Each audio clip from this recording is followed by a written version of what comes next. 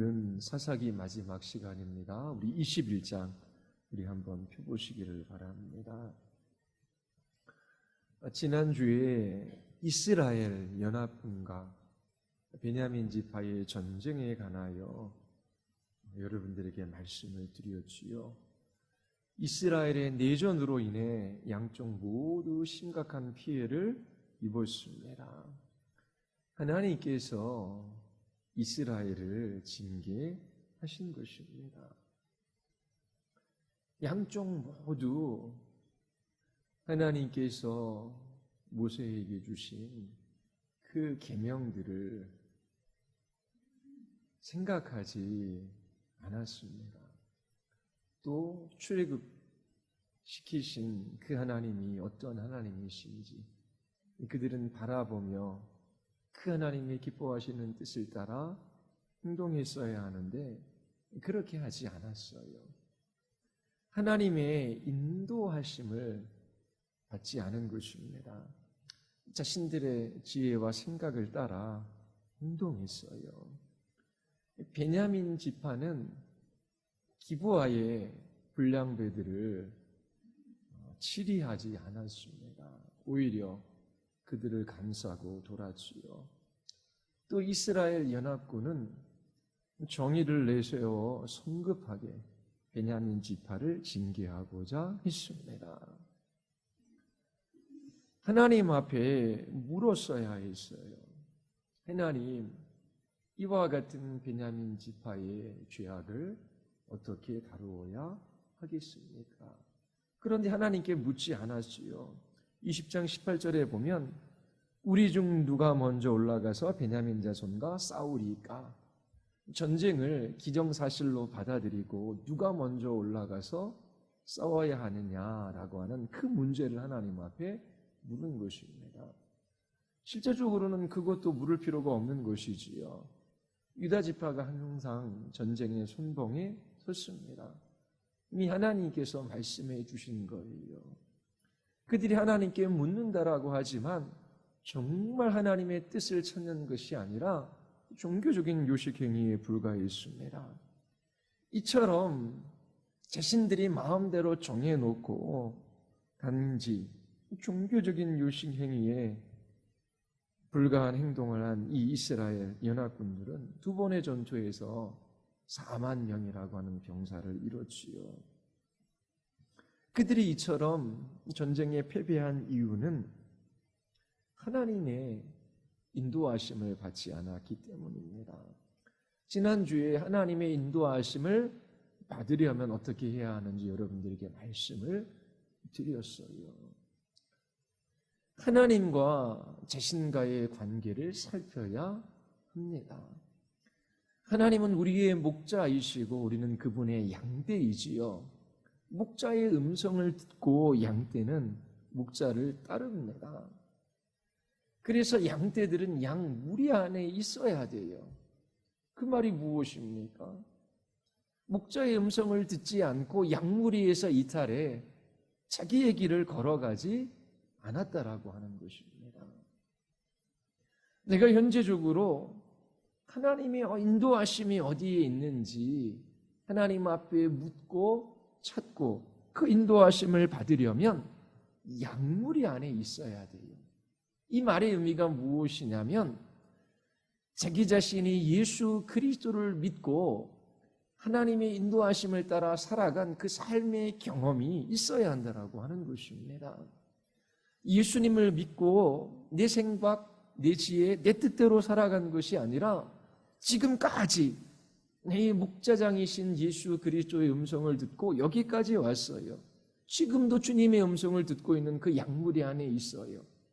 그렇게 여기까지 인도해 오신 그 하나님의 인도하심을 받은 그 경험이 있어야 합니다. 자기 마음대로 살아가다가 어느 날 결정해야 될 것이 있어요. 하나님께서 인도해 주셔야 돼요. 그래서 무작정 하나님 앞에 나아가 이 길입니까 저 길입니까? 그렇게 물어서 하나님께서 인도해 주시는 것이 아니에요. 그렇게 기도한 후 자기 마음에 떠오르는 생각을 따라 하나님께서 인도해 주셨다라고 하는 사람도 있어요. 그것도 하나님의 인도하심의 방법이 아닙니다. 그리고 성경을 기도한 후 성경을 펴놓고 어떤 한 구절을 발견하며 이게 하나님의 인도하심이라고 말하는 사람도 있어요. 그런 모습이 하나님의 인도하심을 받는 모습이 아니에요.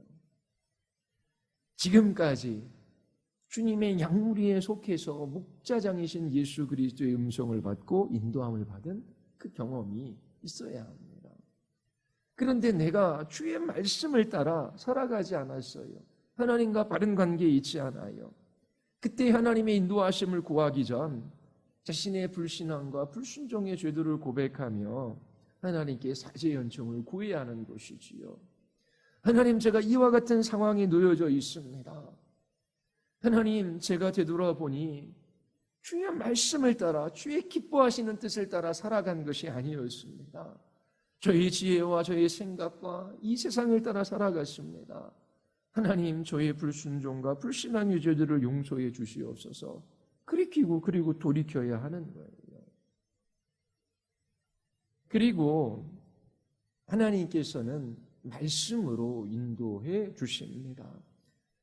인도하심을 받기 위하여 기도하더라도 하나님, 제가 주의 말씀 더 깨닫기를 원합니다. 주님께서 분명히 말씀하신 그 진리에 비해 나의 생각과 나의 감정과 그리고 나의 이 일들을 비추어 보기를 원합니다. 그러면서 주님 말씀 깨닫기를 원하고 성령께서 그 말씀으로 우리를 이끌어 주시기를 구해야 하는 거예요.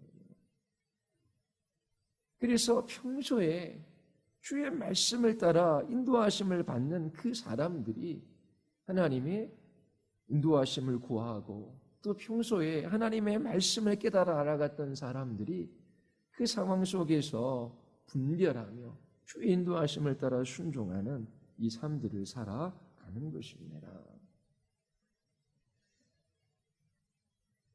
베냐민 지파는 이스라엘 연합군에 대표합니다. 전쟁에 참여했던 베냐민 지파 중 600명만 살아남아요.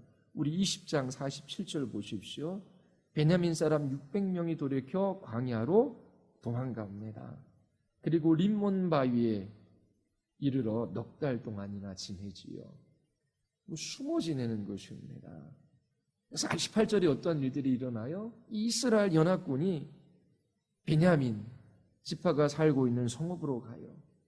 가축뿐만 아니라 만나는 자들을 칼로 다 치고 닥치는 대로 죽입니다. 그리고 성읍을 불살라버려요. 왜 1차, 2차 전투에 이스라엘 연합군이 4만 명이나 죽었어요. 이 안가품이지요. 그런데 분명히 이스라엘 연합군이 이렇게 베냐민 지파를 진멸하고 승리를 거두어요. 그 다음에 기쁨과 찬양이 있는 것이 아니라 베델에서 모여서 큰 소리로 웁니다. 그들이 원하는 승리를 얻었지만 통곡하고 있어요.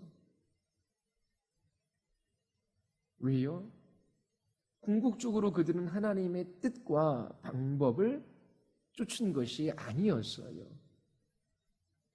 분명히 마지막 그들이 번제물을 드리고 또 화목제물을 하나님 앞에 드렸을 때 하나님께서 나아가라, 그리고 이 전쟁에서 이길 것이라 말씀하셔요.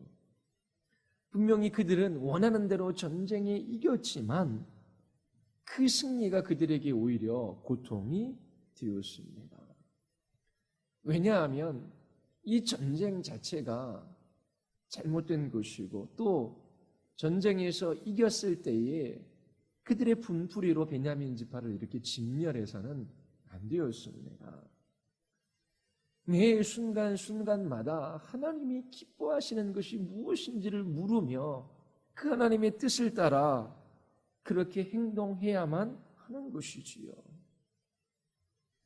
아무리 이스라엘 연합군 다수가 옳다라고 해도 하나님의 뜻이 아니라면 그렇게 해서는 안 됐어야만 했습니다.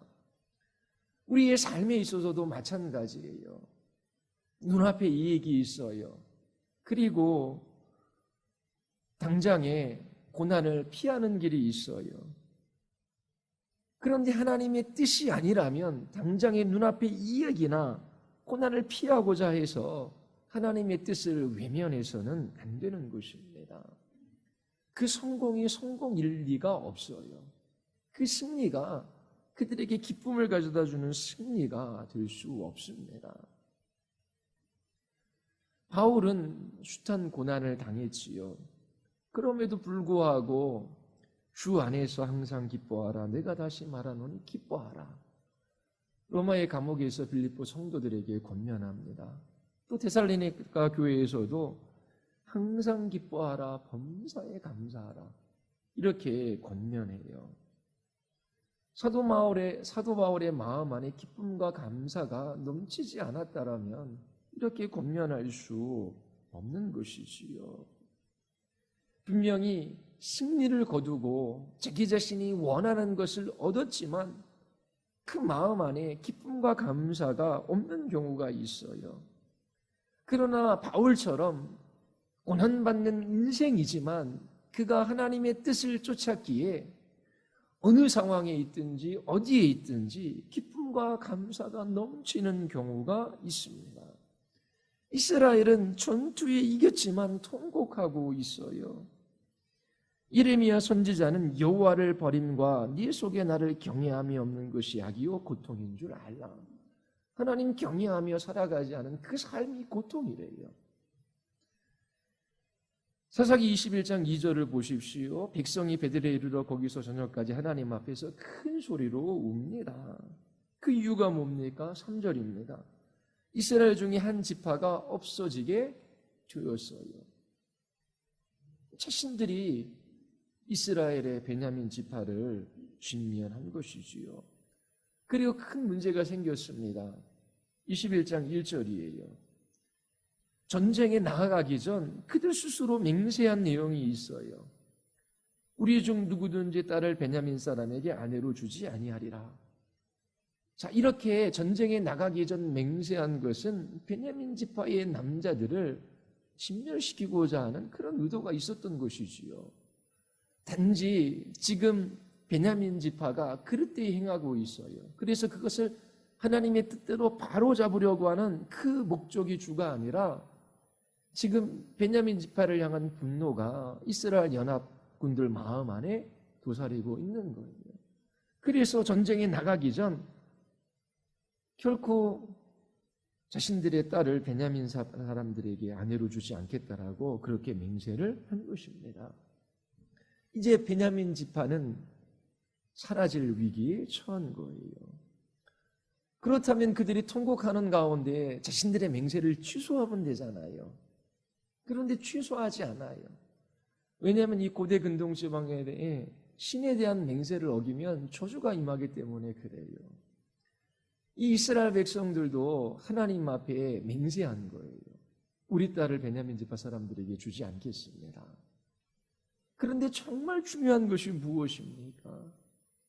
그들의 맹세가 아니라 하나님의 뜻이잖아요.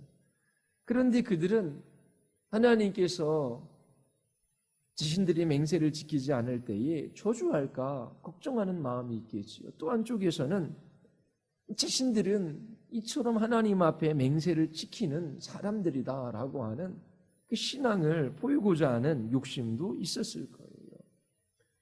다 하나님의 뜻, 그리고 그 하나님의 생각과는 반대되는 것들입니다.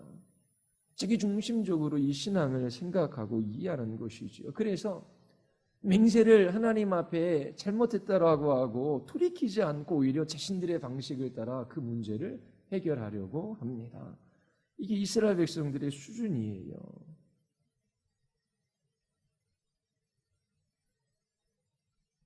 자, 어떤 방식으로 이 베냐민 지파에게 아내를 주는지 21장 5절부터 나와 있습니다.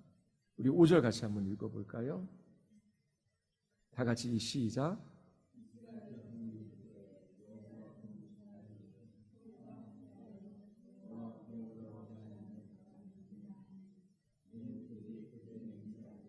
미스바에 와서 여호와 앞에 이르지 아니하는 자는 반드시 죽일 것이라 하였습니다. 자, 베냐민 지파 그 남겨진 600명의 남자들에게 아내를 얻어줄 방책을 간구합니다. 자, 그 방책이 뭐예요? 베냐민 지파와의 전쟁에 참여하지 않은 한 그룹을 찾아내요. 미스바 모임에서 전쟁에 참여하지 않은 자를 죽이기로 맹세했기 때문입니다. 야베스 길리앗 사람들이 전쟁에 참여하지 않은 것을 알게 돼요. 그래서 이 이스라엘 연합군은 야베스 길리앗 사람 중 처녀만 남기고 모두를 죽입니다. 그리고 이 처녀들을 사로잡아 베냐민 사람들에게 주어요. 그것이 10절과 12절에 나와 있습니다. 10절에 보면 회중이 큰 용사 22,000명을 야베스 길르앗에 보내요.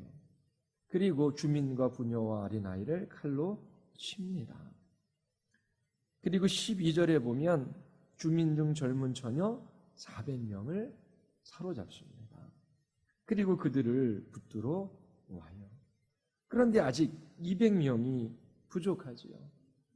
자, 어떻게 아내를 얻어줄까? 장로들이 회의하는 장면이 16절에 나와요.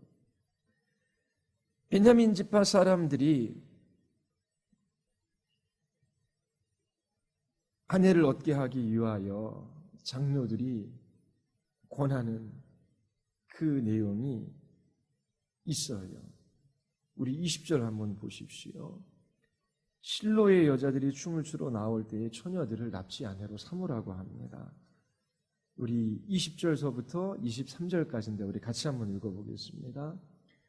베냐민 자손에게 명령하여 이르되 가서 포도원에 숨어 보다가 실로의 여자들이 춤을 추러 나오거든 너희는 포도원에서 나와서 실로의 딸 중에서 각각 하나를 붙들어 가지고 자기 아내로 삼아 베냐민 땅으로 돌아가라.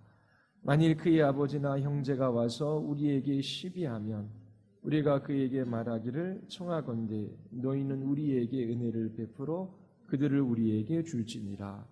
이는 우리가 전쟁할 때에 각 사람을 위하여 그의 아내를 얻어주지 못하였고 너희가 자위로 그들에게 준 것이 아니니 너희에게 죄가 없을 것이니라 하겠노라 하며 베냐민 자손이 그같이 행하여 춤추는 여자들 중에서 자기들의 숫제대로 붙들어 아내로 삼아 자기 기업에 돌아가서 성읍들을 건축하고 거기에 거주하였더라. 자, 200명의 아내를 채워주기 위하여 실로의 여자들을 사로잡아 가라고 이스라엘의 장로들이 말합니다. 이것도 너무나 끔찍한 일인데 22절에 보면 그 사로잡혀간 딸들의 아버지나 형제가 그 문제에 관해서 말할 때에 어떻게 말해야 할지도 알려줘요. 너희가 자유로 그들에게 준 것이 아니니 너희에게 죄가 없을 것임이니라. 이게 뭐예요? 지금 자신들의 딸들이 사로잡혀가고 형제가 사로잡혀갔는데 이 사로잡혀간 딸들을 위하여 이 문제를 제기하는 이 아버지나 형제들의 관심도 뭐예요? 아니 우리 딸들을 베냐민 지파 사람들이 데리고 가서 결혼하면 우리가 저주받는 것이 아니냐. 지금 거기에 관심이 있기 때문에 아니다. 너희가 저주받는 것이 아니다. 너희들을 준 것이 아니라 베냐민 지파 사람들이 사로잡아간 것이 아니지 않느냐. 그러면서 짜낼 수 있는 지혜는 다 짜내요. 그러면서 자신들의 지혜로 이 베냐민 지파의 멸절을 막으려고 합니다. 명분만 있지 참 신자의 모습이라고 할 수가 없어요. 야베스 길르앗 사람들을 다 죽이고 처녀 400명을 사로잡아 가는 것도 하나님 보시기에 악행이고 또 실로의 여자들 이 여자들이 여호와의 절기에 그렇게 춤추며 주님을 찬양할 때에 베냐민 지파 남은 200명이 자기 자신의 아내를 취하기 위하여 그 딸들을 사로잡아 가는 것도 죄악임에 분명합니다. 그런데 하나님 앞에 이것이 악한 일인지 따져보지도 않고 자신들의 생각을 따라 그렇게 행합니다. 그리고 각자 자기들이 머무는 곳으로 다 돌아가 버려요. 그리고 25절 어떻게 사사기가 끝납니까? 우리 같이 한번 읽어보겠습니다. 그때에 이스라엘이 왕이 없으므로 사람이 각기 자기의 소견에 오른 대로 행하였더라. 이 사사기의 특징은 사람마다 자기 생각대로 자기 눈에 좋은 대로 행동한 시대였어요. 이들이 하나님을 믿지 않는다라고 말하지 않아요. 그들은 여호와를 따른다라고 말합니다. 그러나 진실로 하나님의 뜻이 어디에 있는지, 하나님의 생각이 무엇인지 그들은 알아가지 않아요. 자신들의 지혜, 자신들의 생각이 마치 하나님의 생각인 것처럼 행동해요. 이때의 개인의 욕망이 신앙의 이름으로 미화되어지는 것이지요. 이들이 이렇게 무지한 악행을 저지르는 근본적인 원인은 하나님을 알지 못하기 때문입니다. 하나님을 떠나가면 죄를 짓게 되어져 있어요. 아담과 하와가 에덴 동산에서 타락하고 범죄하지요. 근본적인 이유는 무엇입니까? 하나님에 대한 지식, 그 하나님에 대한 생각이 점점 희미해져 가고 있기 때문에 그래요. 하나님은 창조주이시고 나는 그분의 피조물이다. 하나님께서 동산 모든 나무의 실과를 우리에게 먹게 하셨는데 이 동산 중앙에 있는 선악과는 먹지 말라라고 하셨다. 하나님은 선하신 분이시고 우리에게 가장 좋은 것들을 주시는 분이시다. 그 하나님이 어떠한 분이신지를 기억하며 그 하나님 앞에 살아가야 하지요. 그런데 하나님은 어떤 분이시다라고 하는 이 사실을 이 아담과 하와가 점점 잊어버린 것입니다. 그러자 이들은 범죄하게 되었어요. 지금 가나안 땅에 살고 있는 이스라엘 백성들도 마찬가지예요. 출애굽의 하나님, 그리고 모세와 함께 있던 하나님, 그리고 여호수아와 함께 있던 하나님, 그 하나님을 이스라엘 백성들은 점점 잊어갑니다. 그리고 여호와를 숨긴다라고 하는 그 신앙 아래서 그들은 자신들의 욕망을 채우는 삶들을 살아가요. 신앙이 아니지요. 오늘날에도 마찬가지예요. 하나님이라고 생각하는데 그 생각하는 하나님은 자기 자신의 머릿속으로 생각해낸 하나님이에요. 성경에서 말하는, 성경에서 계시하신 그 하나님이 아닙니다. 메시아를 기다리던 이스라엘 백성들도 메시아에 대한 이 생각들이 성경에 근거한 것이 아니라 이스라엘의 전통과 그리고 그들의 문화에 기인해요. 그들이 메시아에 대한 생각들을 가지고 있는데 오신 메시아를 보니까 그들의 생각과는 달라요. 메시아를 십자가에 못 박으라 외친 것이지요. 오히려 이방인들이 메시아에 대한 생각들을 가지고 있지 않았던 이방인들이, 그리고 오히려 그렇게 낮은 자리에 있고 천한 자리에 있고 그리고 무지한 사람들이라고 바리새인과 서기관들이 무시했던 그런 사람들이 예수님을 보고 놀라고 그분을 따르게 됩니다. 예수님이라고 하는 이름은 부르지만 정말 예수님이 누구이시며 이 땅에 왜 오셨는지, 하나님이란 이름을 부르며 찬양하지만 그 하나님이 어떠한 하나님이신지 이 기록된 성경에서 계시된 그 말씀 속에서 알아가는 일이 없어요. 그러면 하나님을 바르게 예배하지 못해요. 하나님을 예배하는 감동, 기쁨, 그 영광, 그런 것들이 뭔지를 몰라요. 또 바르게 기도할 수도 없어요. 나의 기도를 들으시는 그 하나님이 어떠한 하나님이신지를 모르잖아요. 그리고 그 하나님이 어떻게 당신네 백성들을 이끌어 가시는지 모르잖아요. 그리고 하나님을 바르게 찬양할 수도 없어요. 열렬히 찬양한다라고 하지만 그것은 곡에 취하는 것이지요. 음악에 취하는 것이지. 결국 그 높고 위대하시고 그 아름답고 탁월하신 하나님, 무한한 인격적 영이시며 그분의 존재에 있어, 그분의 지혜에 있어서, 지식에 있어서, 그분의 능력에 있어서 무한하고 영원하고 불변하신 하나님.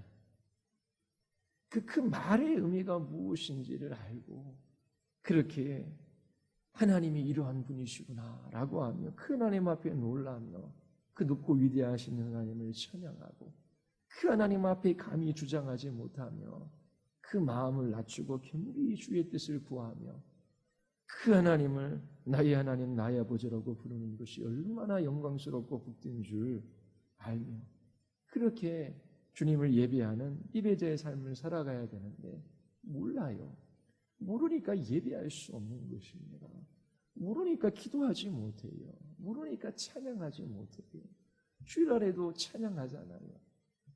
물론 모든 찬양의 가사가 삼위 하나님의 구원하심에 그렇게 집중하지 않는 가사들이 있어요. 그러나 될 수 있는 대로 나의 마음이 어떠함을 주께 고백하는 것이 아니라 예배 시간에는 하나님의 어떠하심, 그 하나님의 어떠하심과 그 하나님이 우리를 위해 어떠한 일들을 행하셨는지 그 하나님의 존재와 그 하나님의 행하심을 바라보며 그 하나님을 찬양하는 그 일들이 예배 가운데 있는 거예요.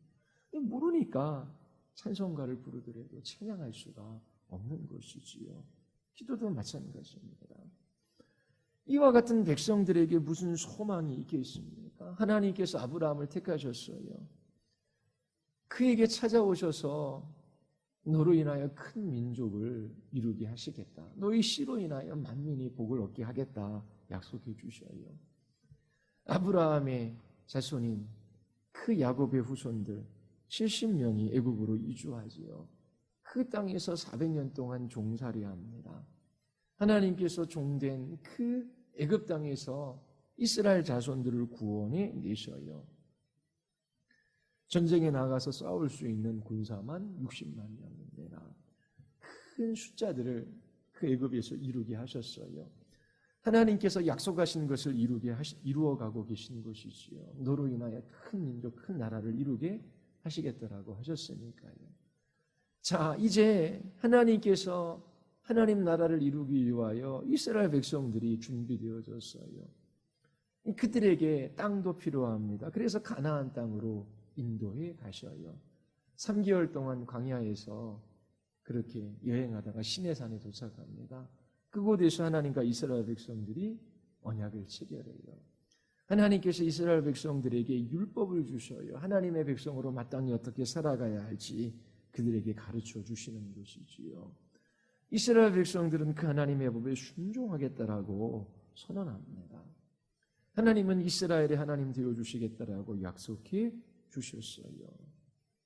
자, 이제 이스라엘 백성들이 약속된 땅으로 들어갔습니다.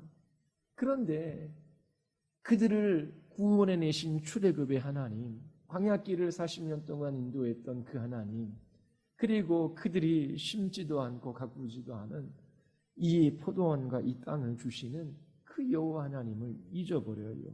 기억하지 않아요.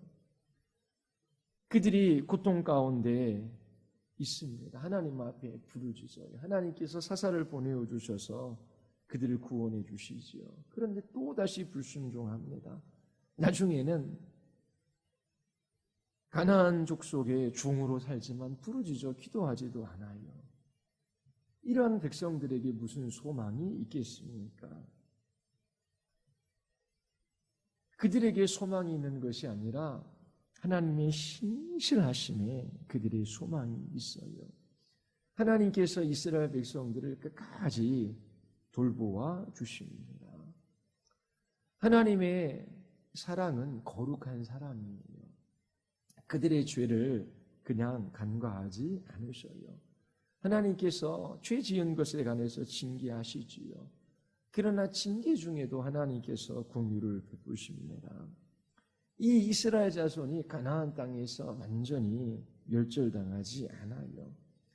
하나님께서 끊임없이 그들에게 사사를 보내어 주셨어요. 지난주 주일날 설교에 이스라엘 백성들을 구원한 모든 사사들은 예수 그리스도를 예표해요. 그리고 이 사사기 다음에 나오는 게 뭐죠? 성경이? 룻기입니다. 룻기. 아무런 소망 없는 이방 여인이 그의 시므온이와 함께 여호와의 날개 그늘 아래 자신들의 피난처를 삼지요.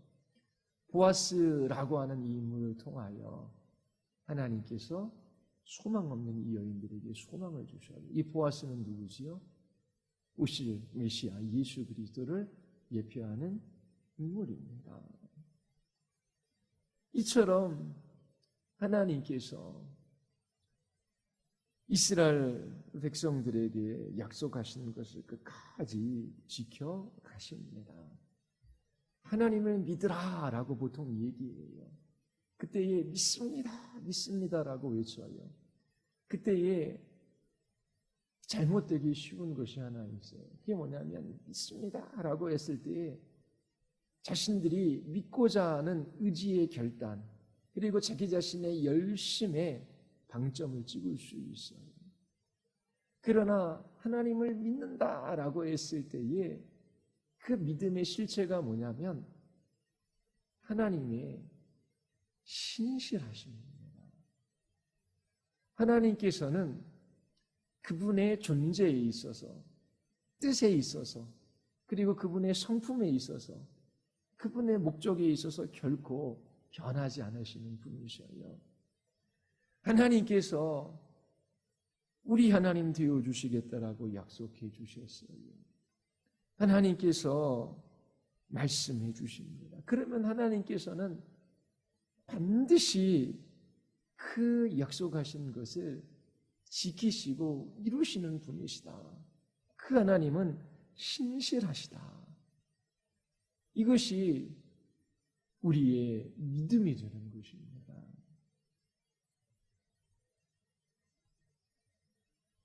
이스라엘 백성들이 죄로 말미암아 징계를 받았지만 하나님의 신실하심으로 말미암아 그들은 메시아의 씨를 보존하게 됩니다. 그리고 하나님께서 약속하신 대로 그들에게 메시아를 보내어 주셔요. 이처럼 하나님께서 이스라엘 가운데 신실하게 약속을 지키어 가시는 이것을 바라보는 것이 이스라엘에게는 소망이고 우리에게도 마찬가지입니다. 이 사사기를 통해서 우리가 기억해야 할 것 첫 번째, 하나님이 누구이신지를 잊어버리면 반드시 죄짓게 된다고 합니다. 하나님 제가 몰랐어요.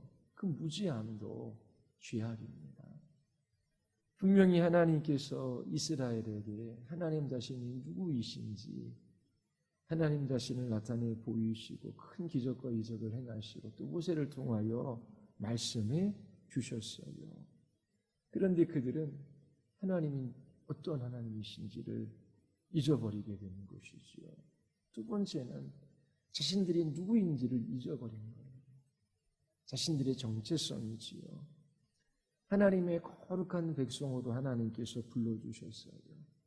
그런데 자신들이 이 가나안 땅에 살아가는 이유와 목적이 무엇인지를 생각하지 않아요.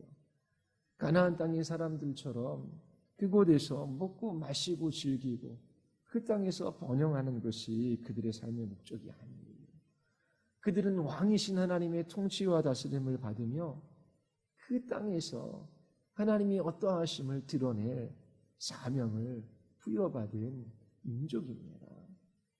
그런데 그들의 관심은 가나안 족속들처럼 그렇게 번영하는 삶을 살아가는 거예요. 거룩이 아니라 번영, 그 땅에서의 평화와 안정이 그들의 삶의 목적이었지요. 자신들의 정체성을 잊어버리자 급속히 타락하고 가나안화 되어 갔습니다. 이처럼 하나님이 누구이신지를 잊어버리고 또 자기 자신이 누구인지 그 정체성을 잃어버릴 때에 급격하게 타락하게 되는 것입니다. 그러한 이스라엘 백성들에게 하나님께서 신실하게 약속을 지켜 가십니다. 그것이 이스라엘 백성들의 소망이 된 거예요. 오늘날에도 이러한 일은 반복적으로 일어납니다. 하나님이 누구이신지를 잘 몰라요.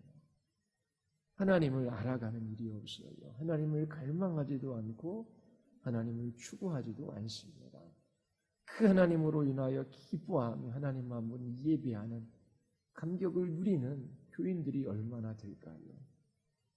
하나님을 예배할 수 있는 그 자리가 기다려지고 그리고 나의 삶 속에서 하나님이 함께 하심으로 그 하나님을 예배하는 예배자의 삶을 살아가는 것이 얼마나 큰 특권이며 영광인지를 아는 사람이 얼마나 될까요? 그 하나님 앞에 겸손하게 무릎 꿇고 하나님과 교제하는 기쁨과 즐거움을 누리는 교인들이 얼마나 될까요? 그 하나님을 찬양하는 이 기쁨을 누리는 하나님의 백성들은 얼마나 될까요? 모든 인생의 근본적인 문제는 하나님을 알지 못하기 때문입니다. 그리고 우리 안에 있는 죄 때문이지요. 돌이켜 하나님 앞에 서야 합니다. 그리고 그 하나님을 경외할 때에 어떠한 환경과 상황 속에서도 기쁨과 감사의 노래를 부를 수 있어요. 그러나 그 하나님을 잊어버리고 그 하나님 경외하기를 멈추면 아무리 세상적으로 성공한다라고 할지라도 고통할 수밖에 없는 것입니다. 여러분들이 이 사사기를 통하여 이스라엘 백성들이 왜 실패했는지 잘 깨닫고 여러분들은 이 땅에서 하나님을 예배하며 그렇게 찬양하는 믿음의 사람들로 살아가시기를 바랍니다. 우리 같이 기도하겠습니다.